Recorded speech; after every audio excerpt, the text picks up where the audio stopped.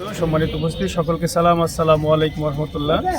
আপনারা ইতিমধ্যে লক্ষ্য করেছেন যে আজকে আমাদের চুয়াডাঙ্গা জেলার রিটার্নিং অফিসার কর্তৃক আমাদের চুয়াডাঙ্গার 2 আসনেরই যাচাই বাছাই চলছে। তার মধ্যে 1 নম্বর আসনের ইতিমধ্যে যাচাই বাছাই সম্পন্ন হয়েছে।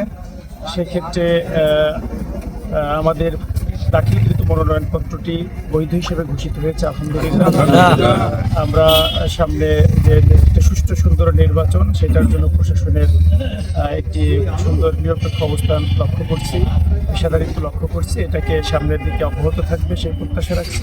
সার্বিকভাবে একটা উচ্চমুখর নির্বাচন অনুষ্ঠিত হবে, যার মধ্যে দিয়ে এই এলাকার মানুষ তাদের প্রত্যাশিত, তাদের পছন্দের প্রার্থীকে জয়ী করে নিতে পারবেন এবং 12 তারিখে একটি উৎসবমুখর পরিবেশে নির্বাচন অনুষ্ঠানের মধ্য দিয়ে সকল নাগরিক তাদের ভোটাধিকার প্রয়োগ করবেন সেই প্রত্যাশা রাখছি এবং এর মধ্য দিয়ে একটি উন্নত আধুনিক চুয়াডাঙ্গা গড়ে উঠবে সেই আশা ব্যক্ত করে সবাইকে ধন্যবাদ জানিয়ে শেষ করছি। আসসালামু আলাইকুম।